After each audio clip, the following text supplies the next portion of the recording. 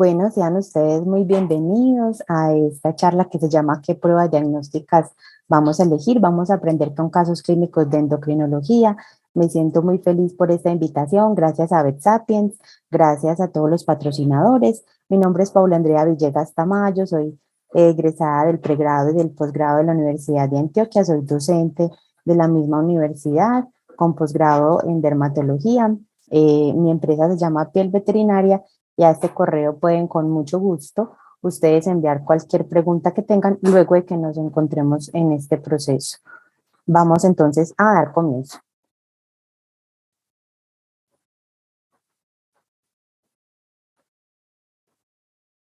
Bueno, la idea es entonces que hablemos algo acerca de generalidades de las endocrinopatías, que tengamos casitos clínicos de hipotiroidismo e hipertiroidismo, algunos pacientes que han llegado a mi consulta por diabetes mellitus, otros por hiperadrenocorticismo y algunos por dermatosis por hormonas sexuales. Como generalidades tenemos que todas las endocrinopatías van a ser debido a trastornos. Obviamente en la secreción de las hormonas puede presentarse tanto en pacientes caninos como en pacientes felinos y que es primordial que tengamos una buena historia clínica, desarrollarla bien, saber cuáles son las lesiones y las particularidades de cada una de las endocrinopatías es supremamente importante para que podamos acercarnos a un diagnóstico acertado y definamos cuáles son las pruebas que necesitamos. Los trastornos endocrinos o las endocrinopatías o las incretopatías, que así también las pueden encontrar en libros y algunos artículos, simplemente van a dar cuenta de que haya una síntesis hormonal defectuosa, de que tengamos una buena formación de la hormona pero resistencia a la acción de la misma, de que tengamos alguna normalidad en el transporte o que la glándula en sí, que es el órgano blanco para esas hormonas, pues tenga algún tipo de deterioro en su función, como ocurre en los tumores o en los quistes o en las enfermedades que son infiltrativas y van dañando a las glándulas.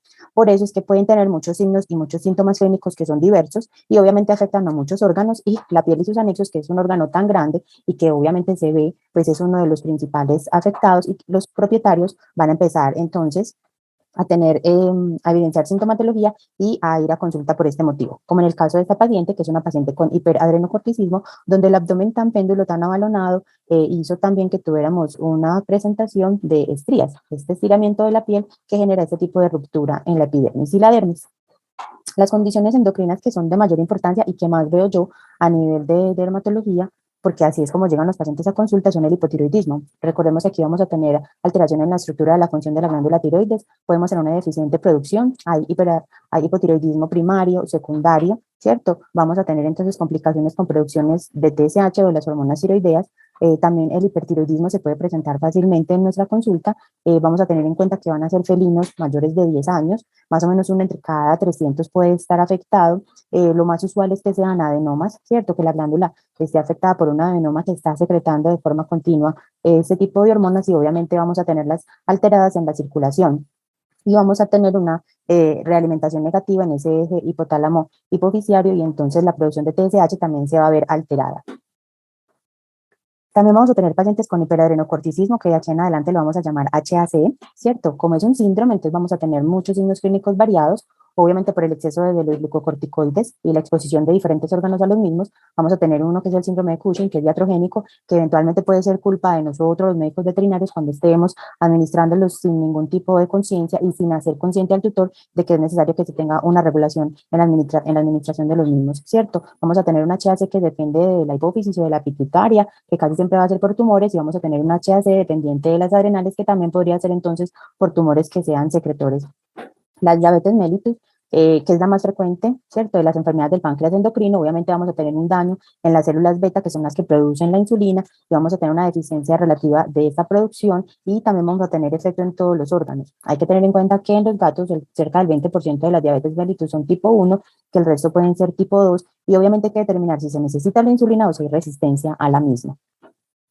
Y la dermatosis por las hormonas sexuales, obviamente en hembras vamos a tener desbalances ováricos tipo 1 y 2, en los machos vamos a tener más que todo tumores testiculares y vamos a tener algunas dermatosis que responden a la castración que son no tan frecuentes pero que se pueden presentar y obviamente todas van a tener cambios en la piel que sí van a ser con esas famosas alopecias simétricas y bilaterales que dicen los libros y con una piel muy pigmentada que se le denomina melanoderma. Como motivo de consulta, en cuanto a la generalidad pues, de los procesos endocrinos, vamos a tener piodermas y otitis recurrentes, alopecias en patrón de apolillado o hipotricosis, cambios en el color de la piel o del pelaje, vamos a tener caspa, vamos a tener pelajes hirsutos, En cuanto a pacientes con hipotiroidismo, podemos cursar entonces con letargias, intolerancias al frío, tendencias a la obesidad sin necesidad de tener polifagia. En cuanto a pacientes con HAC, podríamos tener poliuria, polidipsia, polifagia, signos urogenitales recurrentes, como por ejemplo infecciones del tracto urinario. Cuando hablamos de hormonas sexuales, entonces podemos tener pérdida de ciclos sexuales o celos que sean muy largos. En los machos se pueden ver prepucios péndulos, se pueden ver ginecomastias. Esto es relevante para que ustedes lo tengan en cuenta a la hora de que el paciente llegue a su consulta. ¿Qué debemos tener en cuenta? La edad del paciente, casi siempre las incretopatías van a estar entonces presentes en pacientes de mediana edad o edad avanzada, cuando tengamos hiperpigmentaciones, hiperkeratosis, pelajes secos, caída de pelo fácilmente o que se epila fácilmente, las polidipsia, poliuria, polifagia y la pérdida ponderal de peso o el aumento ponderal de peso, la piel muy fina, que se evidencia atrófica o con hipotonía y con pérdida de la elasticidad, nos van a orientar hacia un desorden hormonal. Vamos entonces a hablar de casitos clínicos de hipotiroidismo, de hipertiroidismo. Mucho cuidado con los pacientes eutiroideos enfermos, son aquellos cuya función de la glándula está bien, pero cualquier otra enfermedad hace que esas hormonas estén bajas en cuanto a los exámenes, a los resultados que ustedes tengan. No siempre vamos a tener problemas de piel en pacientes hipotiroideos, ¿cierto? Para que lo tengan presente. Y no siempre vamos a tener un paciente obeso por problemas hipotiroideos, puede que sea por una obesidad debido a un exceso de calorías. Pero ojo, con los gatos que pierden peso, que tienen polifagia, que tienen polidipsia, que están de pronto vocalizando mucho, que los notan muy exasperados, siempre hay que sospechar de que haya falla en esa glándula tan importante que es la tiroides. Aquí tenemos a Paco. Nuestro amigo Paco es un macho de 7 años con 17.2 kilos. Ustedes pueden observar aquí cómo está esa condición corporal de este caballero, ¿cierto? Además pueden observar que ha tenido problemas de piel y eso es lo que lo trae a la consulta en este momento. Los problemas de piel no les indican que desde siempre los ha tenido, pero que en enero él consulta en agosto y que desde enero entonces, que fue a una finca, llegó con garrapatas y que se desencadena todo este proceso.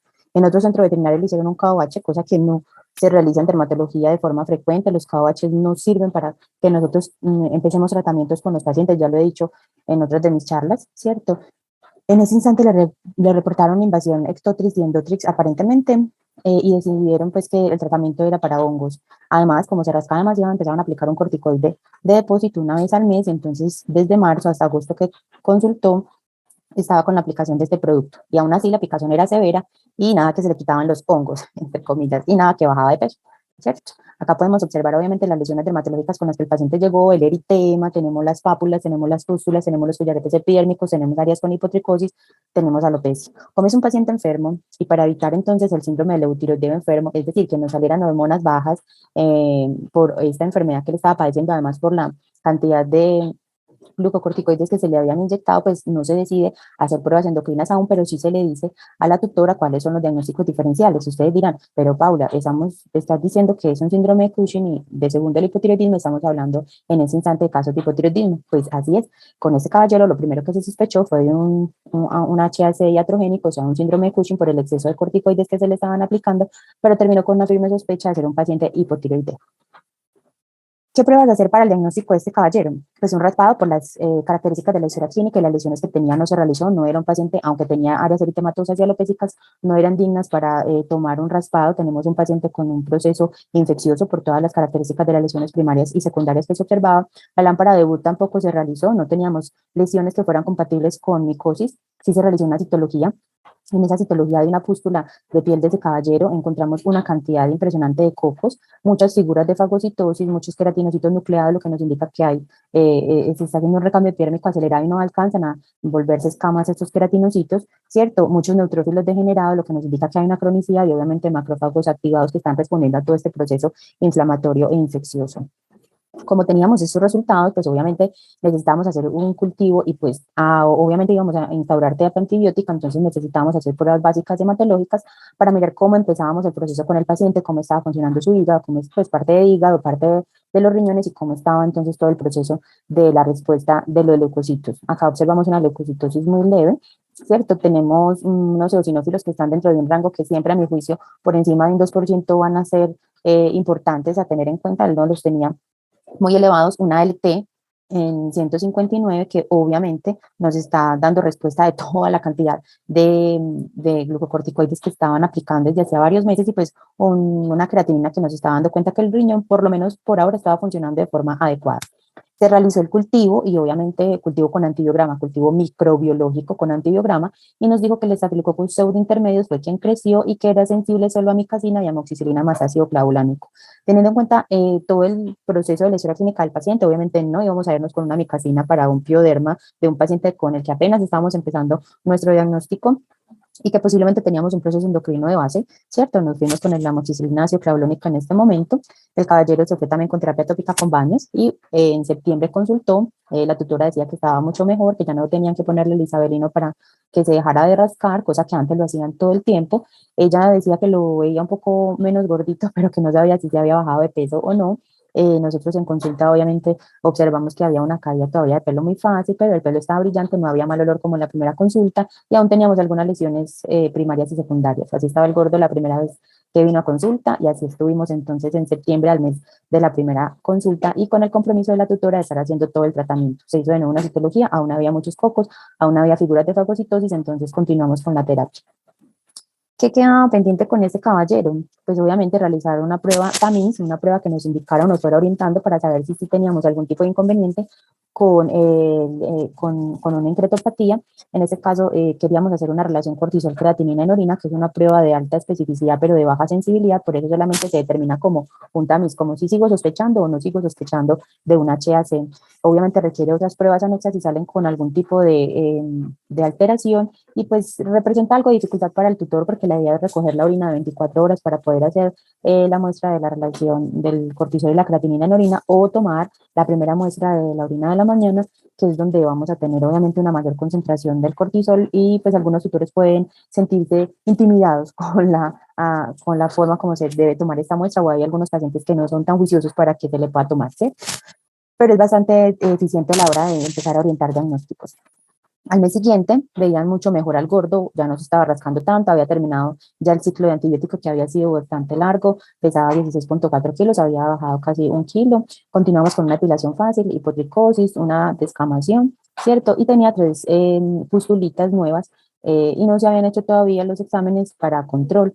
Acá lo teníamos en septiembre y aquí el gordo está en octubre. Miren que las características de la parte dermatológica van variando hacia mejor, pero seguimos con un paciente con una obesidad importante, ¿cierto? La tutora seguía con las pruebas endocrinas pendientes. Obviamente se hizo una nueva citología se quería hacer una nueva citología de las lesiones, pero entonces en ese instante no se realizó y continuamos insistiendo en que teníamos que hacer la prueba de cortisol creatinina en orina. El gordo evolucionó bastante bien con respecto a todo el tratamiento tópico, pero siempre nosotros con la sospecha de base de que había un problema endocrino, ¿cierto? Que inicialmente habíamos pensado en el síndrome de Cushing y que ya se iba transformando poco a poco en un paciente con un hipotiroidismo de pronto en curso. En noviembre regresan diciendo que no ha bajado de peso, que está tomando agua poca, pues no, o lo normal, pero que sí está orinando bastante, que no hay vómito ni diarrea, que anda bastante bien, bajo 200 gramitos, pero de los exámenes endocrinos todavía nada. Nuestro amigo obviamente ha evolucionado satisfactoriamente, pero no ha terminado con el proceso y eso es lo que nos cuestiona a nosotros de que de pronto la endocrinopatía sea lo que no haga que haya una respuesta tan efectiva ante el tratamiento que se ha realizado, ¿cierto? Se le midió la presión arterial, aquí tenemos los valores 132 sobre 100 milímetros, perdón, de mercurio. Obviamente hay que tener en cuenta que los pacientes que tienen presiones elevadas pueden sufrir de algún otro tipo de enfermedad, acá tenemos varias, este es un consenso donde se hace pues como las guías para identificar y manejar la hipertensión sistémica en perros y gatos, es bastante chévere, yo se los puedo compartir para que desde VetSapiens ustedes lo puedan tener. Miren que hay muchos de las enfermedades que pueden cursar con presión arterial elevada y dentro de ellas casi todas son incretopatías, ¿cierto? Entonces debemos tener muy en cuenta que esa es una prueba que siempre se debe realizar para ayudar con el diagnóstico de nuestros pacientes, porque hoy en día no tenemos una prueba reina que nos diga si la especificidad y la sensibilidad es perfecta, entonces siempre hay que ayudarnos de varias pruebas. Se le midió lactato, esos son los resultados del gordo. Hay que tener en cuenta que el lactato es importante para que nosotros empecemos a identificar y también orientemos diagnósticos para mirar si tenemos pacientes con hiperglicemias o con pacientes con insulina y poderlos ir desligando de los pacientes con HAC, ¿cierto? Para eso es importante tener en cuenta el ciclo de Cori, que es donde se convierte el lactato a glucosa, ¿cierto? Entonces, si tenemos complicaciones con ese ciclo de Cori, si no se hace con normalidad, pues obviamente el lactato va a tener también alteraciones y eso nos va indicando si tenemos o no tenemos fallas fallas en la glucólisis y fallas en la gluconeogénesis. Sigue pendiente con el gordo hacer una ecografía abdominal que tenga énfasis en las adrenales, donde se evalúe páncreas, donde se evalúe bien hígado, riñones, y que se haga una ecografía de cuello con énfasis en la tiroides y la paratiroides. ¿Por qué? Porque nosotros necesitamos identificar si hay algún tipo de cambio en esta glándula, que una tiroiditis, por ejemplo, para empezar con esa sospecha de un paciente hipotiroideo. Se indica un ayuno de 12 horas para hacer pruebas de hemograma, LP y creatinina, para hacer una comparación con las pruebas que se hicieron inicialmente. Obviamente pruebas para medir el eje hipotálamo hipófisis tiroides, una T4 total, una T4 libre, una TSH específica canina, colesterol y triglicéridos, que el colesterol y triglicéridos tienen cambios importantes en este tipo de pacientes de los cuales se sospecha de hipotiroidismo. Y cambiamos porque el paciente todavía sigue con una obesidad importante, a pesar de que también se empezó a regular toda la parte de la dieta y empezó a hacer ejercicio. Cambiamos entonces nuestros diagnósticos diferenciales, que era como primero el hipotiroidismo y luego un síndrome de sobreproducción adrenal, llámese Cushing, llámese síndrome de Cons, y también tenemos en cuenta un hiperestrogenismo.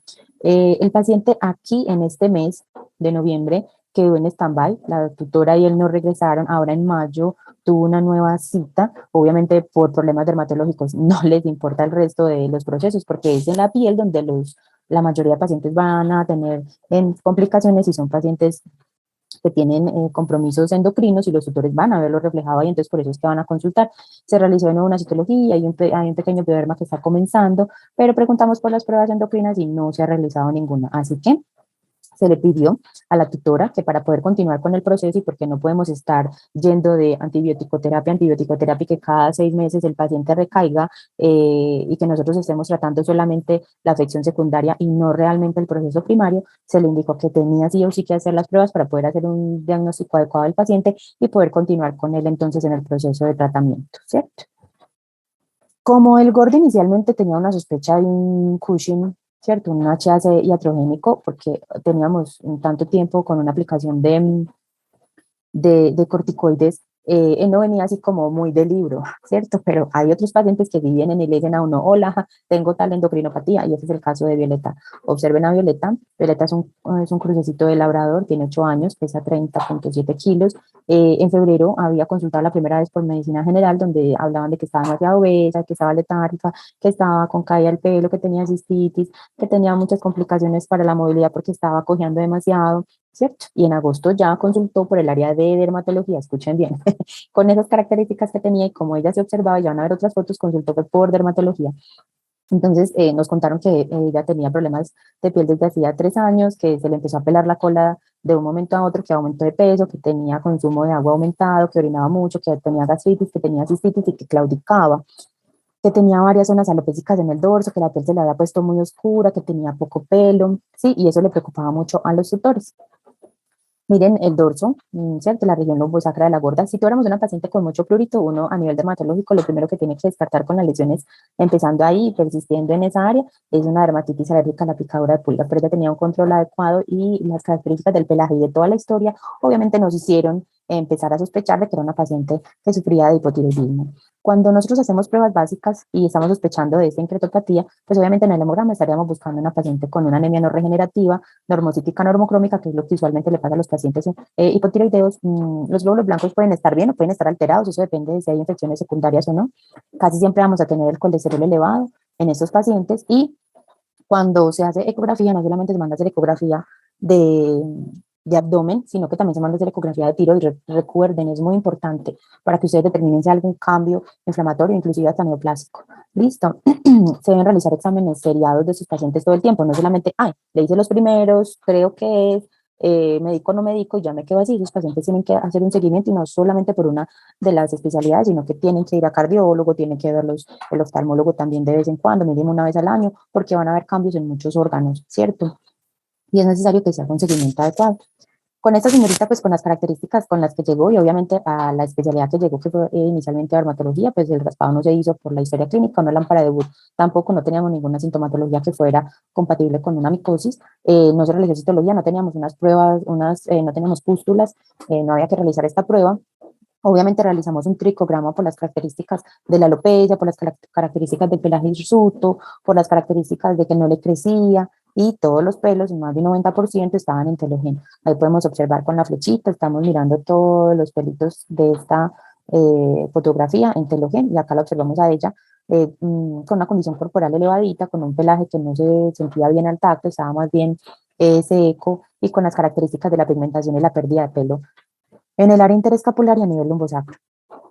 ¿Qué pruebas entonces hacer para ayudar con el diagnóstico de la gorda? Miren acá la colita de rata de la princesa, que así se denomina en los libros, es un área alopécica con hiperpigmentación y con una descamación de tipo psoriasiforme, con áreas con aspecto lichenificado, ¿cierto? Aquí tenemos con el chulito las características que tenía ella, de todo lo que nos dice la literatura, lo que cumplía nuestra señorita Violeta, obesidad, aumento de peso sin la polifagia, ya no, pues, no teníamos una paciente muy somnolienta, aunque sí era un poco más quieta, claro que lo atribuíamos al hecho de que le dolían las articulaciones, que estaba claudicando y demás.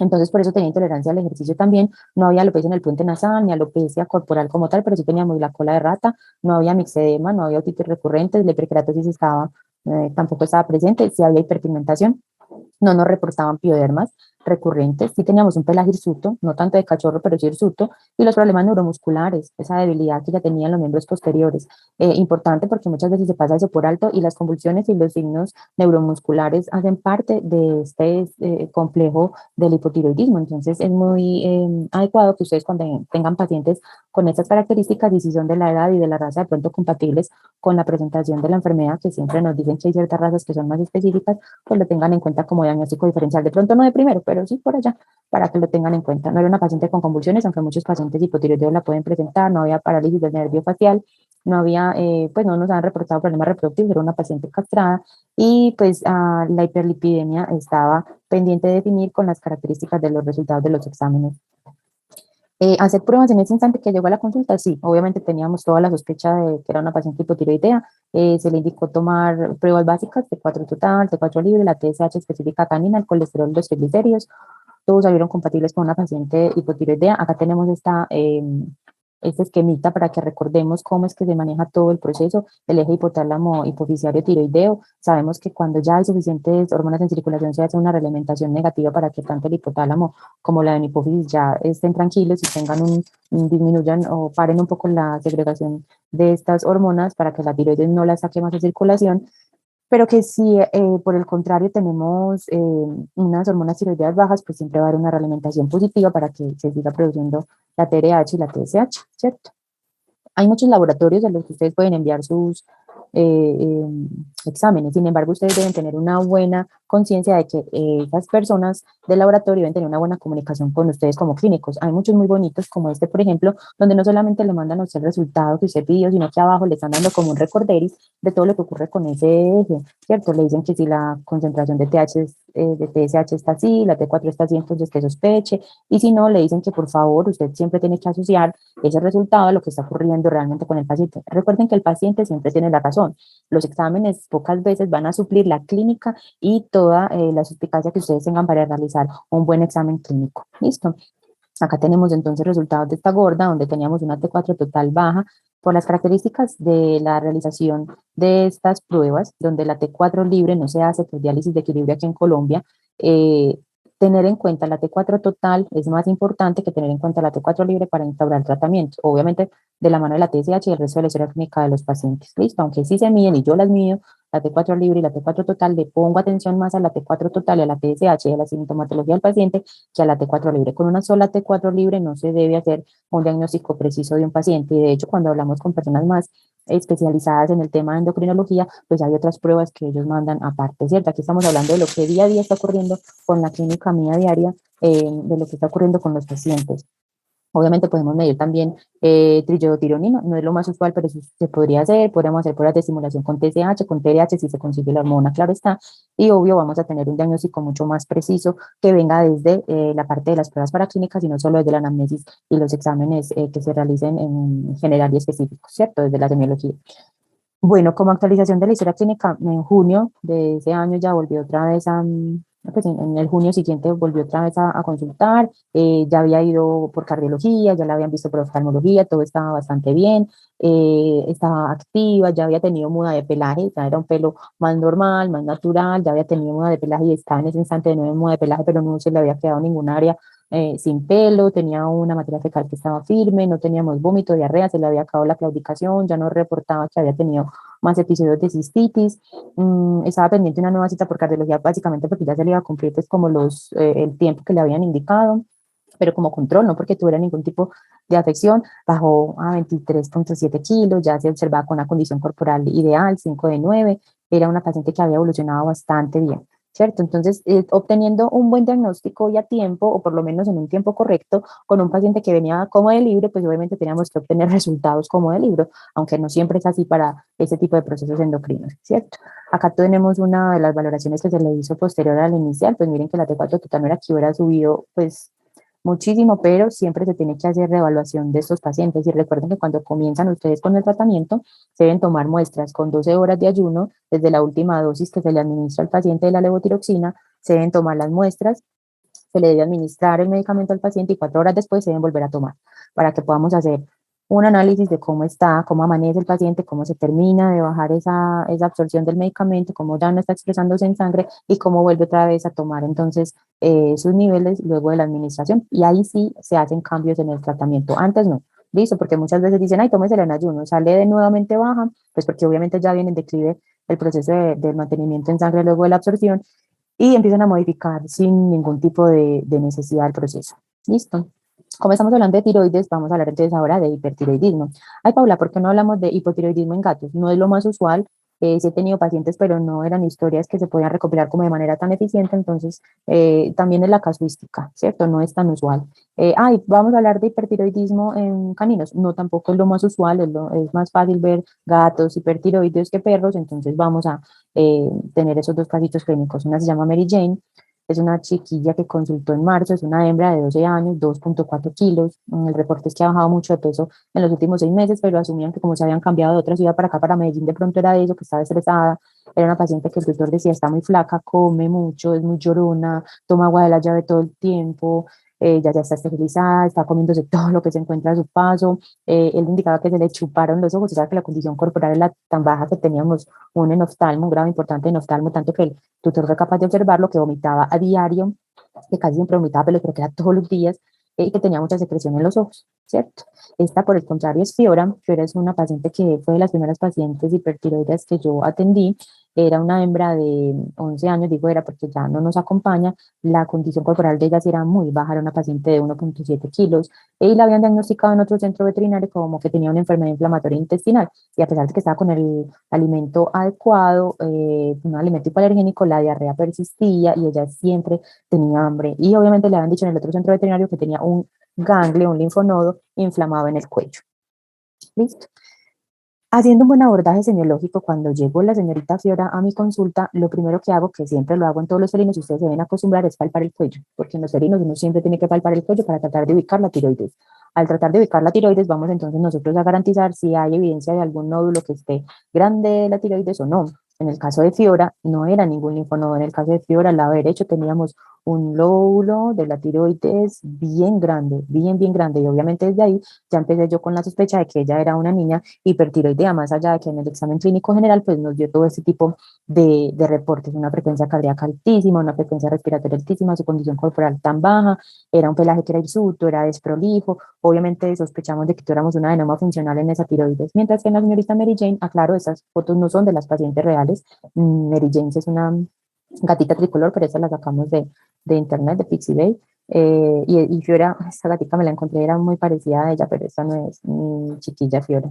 Listo. Por su parte, Mary Jane también tenía una frecuencia cardíaca relativamente alta, ¿cierto? Aunque los gatitos a veces la pueden tener así sin tener ningún otro tipo de sintomatología, su condición corporal también era baja, tenía secreción ceruminosa bilateral en los pabellones auriculares, además tenía acné de la barbilla. No es usual que las orejas de los gatos estén sucias, hay que estar pendiente porque ellos son muy limpios y no hay otitis ceruminosas. Hay que descartar que no haya, por ejemplo, hemodicosis por una enfermedad viral de base, ¿cierto? Eh, pero si tenemos otro tipo de enfermedad como las endocrinopatías, pues podrían estar presentes ese tipo de síntomas.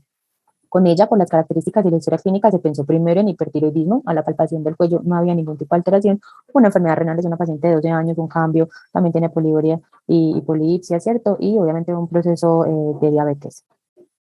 ¿Qué pruebas entonces hacer para este tipo de pacientes? Obviamente se recomendaron básicas, hemograma, LT, creatinina, buniuria, la T4 total, T4 libre, TSH, ojo, hasta ese instante y que yo sepa, hasta el día que estoy grabando esta información, hay TSH específica canina, no específica felina, y aunque es específica de especie, se parecen mucho los valores y por eso te la pueden reportar para gatos. Listo, si alguno de ustedes tiene algo que corregirme, al correo pielveterinaria@gmail.com les recibo la información nueva, lo más actualizado del asunto. Listo. A la Gordis, a nuestra querida amiga Mary Jane, obviamente firmando la ecografía de tiroides, una ecografía abdominal, hacer un citoquímico de orina por cistocentesis. ¿Qué más se le hubiera podido haber mandado teniendo en cuenta que teníamos un diagnóstico diferencial de diabetes, una hemoglobina glicosilada, una glicemia en ayunas, un ionograma completo, o como mínimo un calcio y un fósforo, porque también pensamos de una enfermedad renal, ¿cierto? Mientras que a Fiorita se le mandaron todos estos, obviamente como sospechábamos de que era un tumor, una radiografía de tórax no es usual que tengamos eh, pulmones con metástasis por carcinomas tiroideos, pero pues siempre que hay un tumor uno debe hacer como por protocolo una radiografía y obviamente hacer una biopsia de histopatología de ese nódulo. Con ella logramos hacer una tiroidectomía, salió una adenocarcinoma. Se trató en conjunto con uno de los oncólogos de la ciudad, se dieron todas las indicaciones, ella estuvo bastante bien, estable algunos meses, subió de peso, se le quitó la diarrea, estuvo comiendo de forma más normalita, estuvimos haciendo exámenes continuos y seriados para ir monitoreando si necesitábamos o no si suplementar con hormonas tiroideas, pero no se llegó a esa necesidad y más o menos un año después volvió otra vez el nódulo, mucho más grande, con una sintomatología mucho más agresiva y pues ya al final la Gordis no toleró más el proceso y falleció, ¿cierto? Obviamente para ese tipo de pacientes siempre hacer la ecografía de tiroides y hacer la ecografía abdominal les va a ser necesario continuar con un proceso y un descarte que no tengamos un paciente con problemas renales. Un citoquímico de orina nos da mucha información para descartar incretopatías, vamos a mirar cuerpos cetónicos, vamos a mirar si hay glucosuria, vamos a mirar cómo está la densidad urinaria. En pacientes con hiperadrenocorticismo, por ejemplo, en caninos, las densidades urinarias son muy bajas. Entonces, un citoquímico va a ser primordial para que nosotros estemos con estos diagnósticos, ¿cierto? Lo que usualmente puede ocurrir en los pacientes a nivel hematológico es que haya una eritrocitosis con macrocitos, una leucocitosis y que haya neutrofilia. La ALT va a estar aumentada, la fosfatasa alcalina, la AST, puede haber una azotemia, hiperfosfatemia, hiperglicemia, todo esto va a ser de cuenta que esas hormonas tiroideas tienen ese metabolismo súper acelerado y obviamente van el resto de los órganos que son diana, pues van a tener esta hiperfuncionalidad, ¿cierto? Este hemograma, por ejemplo, esas pruebas básicas son de la señorita Mary Jane. Miren que tenemos un paciente con una leucopenia. Ay, Pablo, pero acabas de decir que es una leucocitosis. Sí, hay que mirar porque ella salió con esos leucocitos tan bajitos, pero miren que sí es una leucopenia, pero tenemos unos neutrófilos de un 54%, o sea que técnicamente habría un aumento de neutrófilos dentro de esa poca cantidad de glóbulos blancos que tiene la niña. Igual ella es una paciente a la que hay que descartarle un hemotrópico, tenemos que descartarle también una, una enfermedad viral, ¿vale? Miren que tienen las plaquetas que están también bastante bajitas, entonces estamos en el proceso de evaluar qué está ocurriendo. Digo estamos porque una de las estudiantes está pendiente junto con otra de las doctoras que atendió a la paciente. Miren que la ALT estaba bien aumentada, mientras que no teníamos una paciente azotémica, entonces todavía estamos con la sospecha de nuestro eh, hipertiroidismo y pues entra dentro de este proceso también la sospecha de que tengamos algún hemotrópico o alguna viral en curso, ¿cierto? En cuanto a Fiorita, pues en su momento con la radiografía le salió una adenopatía traqueobronquial. En ese instante teníamos hormonas que habían estado fluctuando de muy altas a una situación mucho más normal y obviamente cuando se hizo la primera ecografía se diagnosticó el lóbulo y cuando se le volvió a repetir que regresó el nódulo, ahí estaba, bien definido y estábamos con complicaciones nuevamente con la sintomatología de la poliuria, la polifagia, la polidipsia, pérdida de peso y todo el asunto. Bueno, casi todo de diabetes mellitus. Obviamente la diabetes es una etiología multifactorial, vamos a tener involucrada la genética, pacientes que hayan tenido pancreatitis, los pacientes obesos son más propensos a sufrir de diabetes, algún proceso infeccioso que haya atacado el páncreas, ¿cierto? Las enfermedades hormonales concurrentes, como un hiperadenocorticismo, por ejemplo. Los glucocorticoides en exceso también pueden desencadenar ese tipo de eventos y otro tipo de enfermedades sistémicas, como por ejemplo las enfermedades renales, podrían causar también que se nos presente pacientes con problemitas de diabetes, ¿cierto? ¿Qué debemos tener en cuenta? Hay que estar pendiente de si hay hiperglicemia en ayuno, si tenemos glucosuria, lo que les decía ahorita, un citoquímico de orina nos va a ayudar mucho con ese proceso. Recordar que entre el perro y el gato vamos a tener algunas variaciones, pero que por encima de 120 miligramos por decilitro hay que empezar a sospechar. Y si tenemos valores sostenidos en el tiempo por encima de 150 miligramos por decilitro, también hay que pensar en un diagnóstico de diabetes. Ojo, porque los gatos estresados van a estar hiperglicémicos, por eso en los gatos estresados es muy importante hacer una fructosamina y una hemoglobina glicosilada para mirar en el tiempo si se ha sostenido o no se ha sostenido estas hiperglicemias, ¿cierto? Y recordemos también que los gatos pocos son insulino requerentes o insulino dependientes y muchos son resistentes a la insulina, así que mucho cuidado con empezar a hacer tratamientos sin llegar a un diagnóstico adecuado. Mucho cuidado con los glucocorticoides, como decíamos ahorita, con algunos estrógenos, con algunos no, con los estrógenos que pueden producir hiperglicemia. También hay que tener en cuenta que solo la glucosuria se podría presentar en otras enfermedades sin necesidad de que sea una diabetes y que pues obviamente poliuria, polipsia y polifagia, si es una hembra y si es canina, pues tenemos que tener otros diagnósticos diferenciales como piómetras, enfermedades renales crónicas y el HAC. Acá tenemos a nuestro amigo Suso. Aquí con Suso, acá tenemos a nuestro amigo Suso. Aquí con Suso les quiero contar una anécdota, así como está Suso, pero diría yo que no por haber esperado tanto tiempo, sino porque aún éramos muy jóvenes en el proceso de ser médicos veterinarios, llegó a estar el perro de mi hermano y lo sacamos adelante.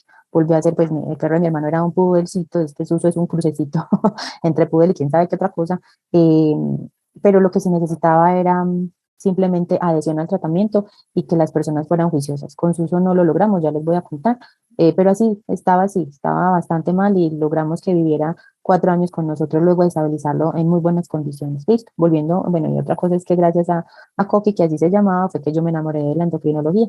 Entonces estamos acá conversando gracias a él. Bueno, regresando a Suso entonces, consultaron en junio, él es un macho entero, un canino de 9 años, y nos dicen que simplemente se puso flaco de un momento a otro, que en diciembre estaba comiendo mucho, lo normal pues que le daban de todo, pero que lo notaban como inflamado y que se le empezó a caer el pelo y que los ojos se le pusieron blancos, que empezó a orinar mucho, a defecar mucho, a tomar mucha agua, y cuando se le empezó a caer el pelo y llegó con esas características a donde otro médico veterinario le dijeron que era un hongo, y empezaron de una vez con tratamientos, no solamente oral, sino también con shampoos y demás, y que le mandaron muchísimos exámenes y que muchos eran muy caros, entonces la mayoría de los exámenes no los hicieron desde el inicio de la historia clínica, siempre se quejaron de que todo era demasiado costoso, entonces desde ahí ya uno empieza como a identificar, a pesar de que para nosotros no debe ser una limitante, el bolsillo del tutor sí es bueno que uno vaya como mirando lentamente qué es lo que va mandando para evitar que haya complicaciones y que se dilate en el tiempo como el proceso diagnóstico del paciente. Acá vemos a nuestro amigo Suso, de lo que nos dicen los libros, de lo que nos dice que puede ocurrir con un paciente diabético, pues el gordo tenía básicamente que todo chuleado. Polifagia, polipsia, poliuria, pérdida ponderal, cataratas bilaterales, era un paciente entre 8 y 9 años, tenía problemas dermatológicos que van de la mano de pérdida del pelo, o alopecia, pues vamos a tener pacientes con la piel extremadamente reseca, o sea, con serodermia, vamos a tener pacientes con descamaciones mixtas de tipo psoriasiforme, tiriasiforme, que ahí ustedes la pueden ver, estas escamas grandes que hay acá, esas pequeñitas que hay acá, ya un paciente con un catabolismo proteico importante, con un catabolismo de lípidos importante, ¿cierto? Y pues hepatomegalia y cistitis fue como lo único que no se reportó de forma precisa en ese caballero. Y pues en un caso extremo ya vamos a tener pacientes con deshidratación, anorexia, taquipnea, depresiones, vómitos, diarreas y aliento dulce. El gordo que no tenía de acá, la depresión y la anorexia. La taquipnea tampoco, de resto cursaba con todo lo otro, porque como orinaba demasiado, los tutores, otro médico les dijo que lo mejor era que le restringieran el agua al pobre paciente. Entonces, a nivel fisiológico, recuerden que nosotros tenemos un paciente con una polipsia que compensa la poliuria que se genera por el exceso de glicemia, ¿cierto? De glucosa en sangre. Entonces, el pobre paciente, además de todo, vivía al límite de la deshidratación. ¿Qué pruebas hacer entonces? Pues obviamente la idea era dejar hospitalizado al gordo, hacerle una curva de glicemia, se logró hacer una media estancia hospitalaria nomás, la glicemia que se le tomó a él cuando llegó a la consulta era 850 miligramos por decilitro y oscilaba entre 350 y 480. La idea era que se le midiera insulina en sangre, que se le midiera hemoglobina glicosilada, fructosamina, que se le hiciera un citoquímico de orina, logramos la insulina en sangre y la glicemia, para de contar. Obviamente deberíamos hacer una urea y una creatinina para mirar la función renal de ese paciente por el compromiso que hay por la poliuria y la polidipsia, ALT y fosfatasa alcalina que van a salir aumentadas por los cambios grasos que hay en el hígado debido a la movilización pues, que tenemos al catabolismo proteico de grasas y de grasas y del resto pues de de los factores que están asociados a la inflamación del páncreas y del hígado. El colesterol va a estar elevado también, vamos a tener un sodio disminuido y un potasio aumentado, una cetoacidosis, o sea que deberíamos hacer gases sanguíneos para mirar el pH de esos pacientes, para saber si nos va a entrar en una urgencia o no, como lo sería una cetoacidosis diabética. Hay que mirar un citoquímico de orina para determinar si hay glucosuria o no. Y pues obviamente, siempre que tengamos proteinuria es porque tenemos un daño en la membrana basal del glomérulo debido a la hiperglicemia y obviamente eso hace que tengamos una falla renal mucho más fácil. La ecografía del gordo se realizó. Como pueden ustedes observar, nos reportaron la hepatopatía vascular, pero no que tuviéramos un aumento importante como dice la literatura, pero sí hay una cistitis crónica, mucho sedimento, barrio biliar, gastritis, signos renales asociados a la edad, y además teníamos una hiperplasia adrenal bilateral. ¡Oh, sorpresa! Entonces, ¿es un paciente diabético o es un paciente con HAC que ahora está presentando sintomatología diabética? Desafortunadamente nunca lo vamos a saber porque al amigo se le indicó, ya luego de haber hecho la ecografía, que sea cortisol basal, que por favor se hiciera una prueba de supresión con dosis bajas de dexametasona, pero no lo logramos. Listo. Recuerden que la prueba de supresión con dexametasona hay una que es de dosis altas y otra que es de dosis bajas. La de dosis bajas nos va a orientar hacia si tenemos o no tenemos un HAC. La de dosis alta nos podría dilucidar si tenemos adrenal dependiente o pituitario dependiente, pero pues uno empieza con la de dosis bajas y otras pruebas. Cuando volví a consultar a este caballero, ¿cierto? Pues nos dijeron que estaba con alimento para diabéticos, pero que les parecía súper caro, que empezaron con la insulina, que porque se los habían recomendado según los exámenes que se habían hecho, no, no fui yo, pues en el momento en el que se comenzó con el proceso diagnóstico, era obvio que se requería, pero la insulina ellos la hicieron por aparte, entonces con otro médico comenzaron el proceso, y obviamente decían que le ponían la insulina y que el paciente se ponía mucho más activo, pero que luego otra vez decaía.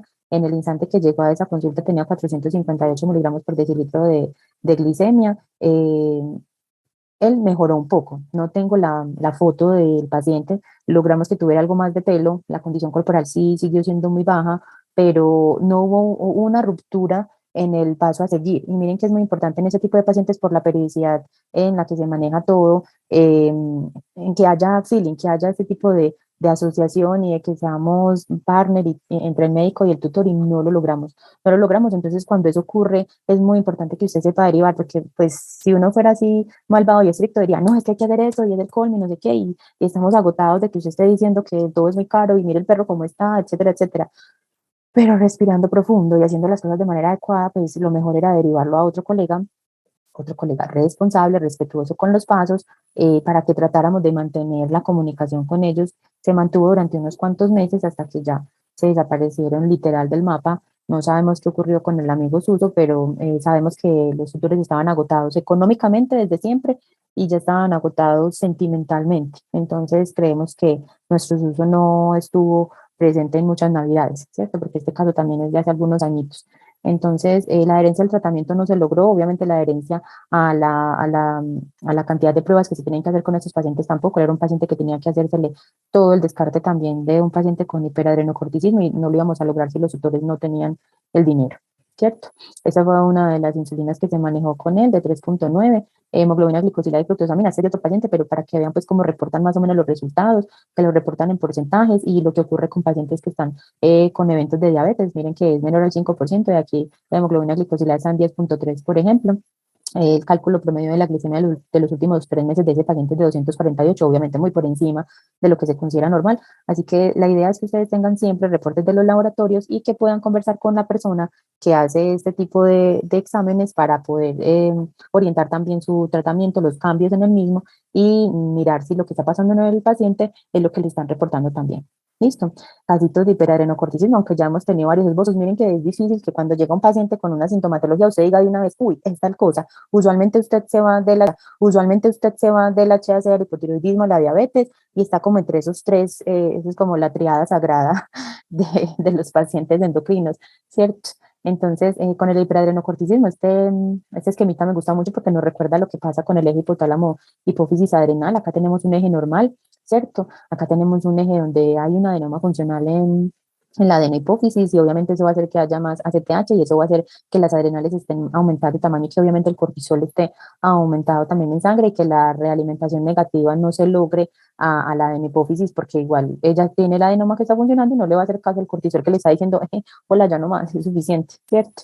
Cuando hablamos ya de un compromiso adrenal, pues vamos a tener un adenoma que, funcional en una de las glándulas, y a pesar de que el cortisol esté elevado y se haga la realimentación negativa al hipotálamo y a la hipófisis, pues ellos dos le van a decir, ya no más ACTH, mira que ya tenemos cortisol suficiente, y el adenoma ya en la adrenal va a decir, yo sigo haciendo lo que yo quiera y yo sigo sacando todo el cortisol que yo quiera. Listo, una vez este recorderis, pues vamos a tener en cuenta que los signos clínicos del hiperadrenocorticismo son muy generales. Vamos a tener un paciente con poliuria porque el cortisol interfiere con la ADH, ¿cierto? Entonces vamos a tener un paciente que esté orinando más de 50 ml por kilo por día, y obviamente se va a sentir esa necesidad de que se está perdiendo líquido, y vamos a tener una polipsia que está compensando ese proceso de pérdida, y una polipsia estarían tomando agua por encima de 100 ml por kilo por día. Es importante que ustedes pongan a los tutores a medir el agua que toman los pacientes si están sospechando de una endocrinopatía. En el 85 al 97% de los casos, pues las mascotas van a tener una polifagia importante, y los tutores creerán que como el paciente está comiendo, pues que está saludable, ¿cierto? Además que se empiezan a ver como gorditos, como panzoncitos, entonces a ellos no les va a importar mucho esto. Obviamente, el estar panzoncitos, este abdomen dilatado, es porque el hígado está muy grande y porque tenemos un catabolismo de la musculatura del abdomen, sobre todo. Eso es lo que va a ocasionar el abdomen abalonado o el abdomen péndulo, y el catabolismo de esa musculatura del abdomen ocasionará entonces una piel delgada, ¿cierto? Y las subsecuentes estrías que vimos en la fotografía inicial. Un paciente con un jadeo excesivo, ¿cierto? Con una alopecia que se puede presentar bilateral y simétrica, no en todos los pacientes, pero sí en algunos, una debilidad por el catabolismo, obviamente, de las proteínas, y podemos tener una inmunodeficiencia que va de la mano de la lisis de los linfocitos y problemas con los ganglios. Cuando tenemos pacientes con adenomas en la hipófisis, pues vamos a tener pacientes con ataxia, con dificultad para acostarse, que pueden presionar la cabeza, con pérdida de la visión y convulsiones, porque estaríamos hablando ya de un tumor a nivel del cerebro, ¿cierto? Bueno, ya estamos pues aquí como con el proceso del recorderis. Listo, entonces vamos a recordar lo que ocurre usualmente con un paciente con hiperadrenocorticismo. Acá tenemos uno de los primeros que yo atendí, era una hembra, no recuerdo bien la edad, lo único que me quedó muy claro es que el motivo de consulta era que se había quedado calva, que la piel se le había puesto negra y que al tutor le daba mucha vergüenza sacarla al parque porque le preguntaban si estaba enferma o no, ¿cierto? O sea, a él no le importaba nada el resto de los procesos que estaban ocurriendo en su paciente, y a lo que llegamos con la anamnesis, sino que él no le importaba, sino que no tuviera pelo. ¿Cierto? Y con ella sí, del libro, pues perfecta, el exceso de cortisol le había producido atrofia epidérmica, tenía áreas con hiperkeratosis, tenía adelgazamiento de las paredes del abdomen, entonces se le veían los vasos sanguíneos, tenía retardo en la cicatrización, y obviamente tenía una alopecia que era pruriginosa, y teníamos la famosa bilateral, la simétrica, que respetaba partes distales, ¿cierto? Entonces ella sí claramente estaba como de libro. Sin embargo, también fue complicado en su momento. No teníamos, cuando empezamos con el diagnóstico de esta paciente, un tutor con mucha facilidad económica. También compleja la situación a la hora de comunicarnos, porque yo intentaba de muchas formas explicarle qué era lo que estaba pasando con la mascota, y al parecer no me hacía comprender. Entonces fue una situación bastante complicada. Listo, terminamos pues con una paciente con un tratamiento inadecuado y que empeoró en vez de mejorar. Acá podemos observar toda la parte de la melanoderma en el cuello, y acá tenía heriditas que obviamente el tutor decía que no habían avanzado mucho desde hacía mucho tiempo con el proceso, ¿cierto? Bueno, esa sí es una historia más reciente. Se llama Bambi. Nuestro amigo Bambi es un macho castrado de 8 años. Tenía un motivo de consulta previo, que tenía síncope, que se desmayaba, y que hacía un año se le había empezado a caer muchísimo el pelo, y que la piel estaba muy negra, que antes le gustaba mucho a la tutora acariciarlo, que porque el pelo era suave, y que ahora era un pelo totalmente áspero y que era muy feo, y que a ella le aterraba que la piel de su paciente se les fuera oscureciendo, que le habían hecho muchos exámenes antes de hormonas tiroideas, de hígado, que le han hecho raspados, que todo salía muy bien, y que aún así el pelo se le caía, y que la cola ya parecía como la de un ratón, y que le parecía terrible. Ahí tenemos los primeros resultados. En realidad ninguno estaba por fuera de los rangos en su momento. Acá tenemos las características del gordo, con él obviamente que llegó por el área de dermatología, y que terminó siendo un paciente endocrino. Pues hicimos lámpara de Wood para que la señora quedara más tranquila, sabíamos que iba a salir negativa, se le hizo un tricograma donde más del 90% de los pelos salieron telogena. Acá tenemos uno de ellos, se le hizo un raspado cutáneo profundo porque queríamos descartar que no hubiera de todas formas ácaros, que tuviéramos una hemodicosis generalizada del adulto, que se hicieron pruebas hemáticas, se le indicaron una T4 total, T4 libre, colesterol y triglicéridos para hacer el comparativo con las que ella traía antes. La indicación fue precisa, como ella traía resultados de laboratorio de otro centro veterinario, los nuevos que se tomaron iban para el mismo laboratorio y así se hacía la comparación más equitativa con respecto a la técnica y al uso de los equipos y demás. Siempre recuerden eso. Ustedes pueden empezar también con el laboratorio que ustedes quieran, pero la idea es siempre mandarlo al mismo para poder hacer el comparativo. Y obviamente se le mandó a hacer una ecografía abdominal y de tiroides, porque con él estábamos sospechando firmemente por esas características del tricograma, que como es una prueba rápida, ya la teníamos ahí a la mano el resultado, estábamos sospechando mucho de un paciente hipotiroideo. El libro que dicen que la fosfatasa alcalina y la ALT salen elevadas, debido a que los corticoides pueden elevarse y aumentar el catabolismo, que en el hemoleucograma aparecerá un hemoleucograma de estrés, que los leucocitos pueden tener una linfopenia, una eosinopenia, una neutrofilia madura, que la glucosa va a estar por encima de 250 miligramos por decilitro, que el colesterol va a estar aumentado, que las hormonas tiroideas van a estar disminuidas. Eso pasa en un paciente cuya sospecha sea un hiperadrenocorticismo. Ay, pero ¿cómo así? ¿No? Que le mandaron a tomar pruebas de tiroides. Pues al contrario de Paco, empezó con una sospecha de un hipotiroidismo y terminó siendo una sospecha más fiel y firme del HAC, mientras que Paco fue inicialmente HAC o el síndrome de Cushing y luego terminó con una sospecha más firme de hipotiroidismo. ¿Cierto? En la ecografía abdominal de este caballero encontraron una hepatopatía esteroidea, nefritis, hiperplasia adrenal, hiperadrenocorticismo era uno de los diagnósticos diferenciales. Las glándulas adrenales obviamente tenían una ecogenicidad que nos relataron que era compleja y que tenía muchos nódulos y que estaban aumentadas de tamaño, aunque los contornos estaban conservados. Acá es importante que ustedes tengan presente hacer esto con un buen ecografista, porque no solamente la longitud de los lóbulos lo que nos interesa, sino el grosor de las adrenales y de los polos caudales según el peso del paciente, lo que se debe evaluar, ¿cierto? Porque ya se ha determinado que según más o menos el peso del paciente deberíamos tener unas medidas aproximadas de esos polos caudales. Entonces es súper importante que sea un ecografista con bastante experiencia. Ahí observamos la cola pues de rata del paciente con la hipotricosis y con las características de la melanoderma. Listo. Acá tenemos exámenes de este caballero. Miren que no eran unos resultados muy distantes de lo que teníamos inicialmente. Lo único era que los triglicéridos habían cambiado un poco, pero igual estaban todavía dentro de rangos. No era algo como muy sugestivo de, uy, sí, es un paciente hipotiroideo inicialmente. Y recuerden que cada vez que tenemos cortisol elevado en circulación, pues las hormonas tiroideas tienden a estar bajas. Entonces también era muy importante tenerlo en cuenta. Luego, cuando hizo la consulta en febrero, nos dijeron, nos reportaron que había estado mejor, que había estado sin vómitos y sin diarreas, que no se había vuelto a desmayar, que había sitios donde le veían que estaba creciendo más el pelo y que la piel estaba muchísimo más blanquita en muchas áreas, que el pelo estaba todavía con algo que se sentía un poco áspero, pero que había disminuido bastante. Seguían pues algunas áreas con hipotricosis como las axilas y los codos y la región del perineo, de la parte caudal de miembros posteriores. Y desde ahí empezamos entonces de pronto a sospechar de una alopecia X porque estábamos observando pelos miniaturizados, pero seguía el hiperadrenocorticismo como un diagnóstico principal con respecto al que teníamos antes, que era el hipotiroidismo, ¿cierto? Y ya en este caso, con los resultados de la ecografía que le hicieron y los cambios que había tenido, pues que fuera dependiente de la hipófisis, era como un diagnóstico mucho más acertado.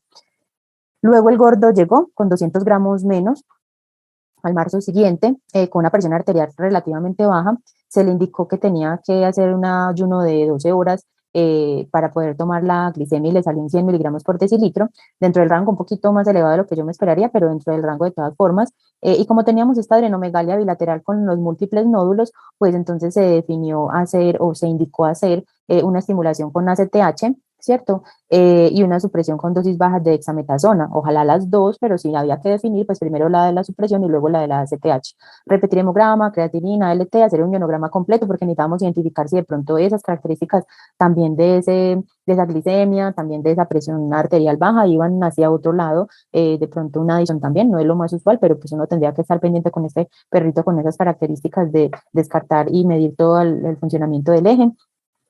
Recordemos que la prueba de la CTH, sin ser la prueba reina, tiene alta especificidad y alta sensibilidad. Eso quiere decir que el que es positivo y el que es negativo a la prueba pues sale negativo. Podríamos descartar el hiperadrenocorticismo con mayor seguridad. Sin embargo, hacer muchas pruebas es relevante y obviamente siempre confiar en lo que dice el paciente. Con este compañero estamos pendientes de que se defina conseguir la ACTH, que se defina hacer la prueba, pero por ahora pues está estable y con la mamá la última comunicación que se tuvo es que ha mejorado un poco, está con multivitamínicos, está con obviamente terapia tópica con champú y con algunos productos para mejorar las condiciones de salud de esa piel y ese pelaje, en lo que definimos la identificación exacta de cuál es la endocrinopatía que está cursando este caballero, pero un problema hipofisiario es como lo principal de lo que se sospecha.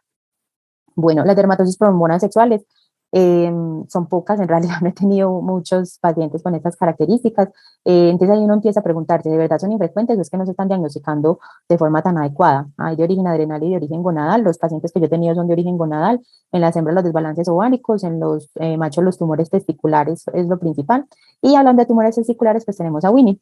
Winnie consultó en marzo porque quería una segunda opinión, ya lo habían tratado en otro centro médico veterinario, que una persona que maneja dermatología hace mucho tiempo, que les había pasado muchas facturas, pero que ellos no veían en realidad que mejorar el proceso. Tiene 11 años, es un macho entero de 6.4 kilos y además manejan muchos medicamentos para que no se rasque, porque la picazón ha sido, como siempre, un proceso clave en la enfermedad dermatológica del gordo. Y ellos suponían que el paciente era así de sensible que porque era albino, entre comillas albino, porque tiene pigmento en los párpados, tiene pigmento en los labios y tiene pigmento en la nariz. Entonces la gente piensa que los perritos muy blanquitos son albinos y hay que empezar a educarlos con respecto a eso. Listo.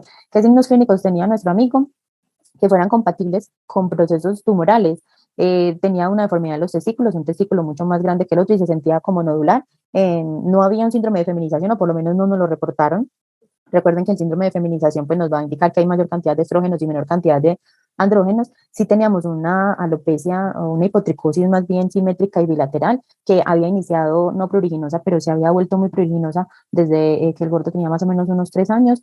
Se supone que estaba con tratamiento por ser hipotiroideo, entonces hay que tener pendiente que esos tumores, por ejemplo los de Sertoli, inhiben a la TSH, entonces pueden generar pacientes hipotiroideos, ¿cierto? Y usualmente un testículo está más grande, es el que tiene el tumor y el otro entonces está atrofiado. Cuando se castra al paciente, pues esto, pues cuando se retira el tumor, sin necesidad de castrar al paciente, se supone que sería reversible lo de la atrofia al otro testículo, pero pues uno para qué va a sacar uno solo, saca los dos, ¿cierto? Con él era solo una sospecha, porque toda la parte dermatológica era, recuerden, por lo que él había ido a consulta, sino que haciendo el examen clínico general nos dimos cuenta de, oh sorpresa, qué tumor tan grande, porque era un testículo gigante y el otro súper pequeño, o podríamos tener en cuenta que era un testículo normal y el otro grande, ¿cierto? Los seminomas pues no traen muchos compromisos a nivel de piel, entonces no los vamos a mencionar, y pues los tumores intersticiales o de Lady, aclaro, los chulitos, tanto en la anterior, ¿cierto? Como en esta, son las cosas que tenía nuestro paciente. Entonces, maculación en el abdomen, pigmentación del perineo, piel muy grasosa, listo, todas las lesiones seborreicas había así por haber, tenía un olor rancio supremamente exagerado y una otitis eruminosa súper marcada. Entonces, ¿cuál de los dos era? ¿Sertoli o de Lady? Pues tocaría hacer una biopsia con este caballero. Por lo menos en el momento en el que el paciente fue, se hizo una citología de piel y de oídos, una otitis muy marcada, con una presentación pues de más de 50 malacesias por campo de amplio poder, unos espacios interdigitales supremamente eritematosos y con mucha cantidad de levaduras también, ambos oídos afectados, tenía muchísimas costras, o sea, tenía un pierna bien marcado, teníamos figuras de fagocitosis, teníamos cocos, se hizo también una citología con una costra que tenía el gordo que se levantó y la secreción de abajo se hizo lectura.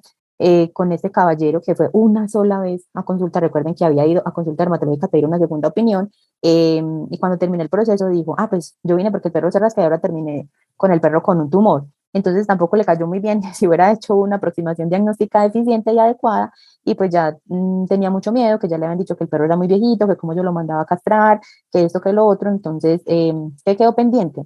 Hemograma, letra de creatinina, fosfatasa alcalina, un cortisol basal y una glicemia, hacer una ecografía abdominal y una testicular, pues para definir cuál era, si es que uno estaba atrofiado o estaba normal y el otro era el tumoral. Obviamente quedaba pendiente la orquiectomía del paciente, hacer la biopsia y la histopatología.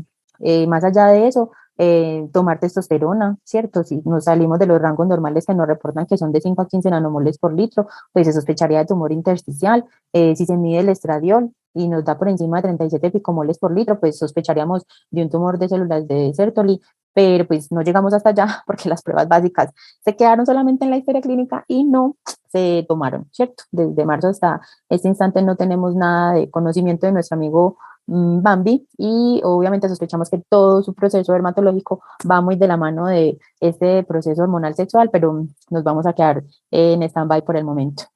Mi compromiso es que si encuentra algún otro tipo de información, se las estaré enviando a través de BetSapiens. Y hasta aquí llegamos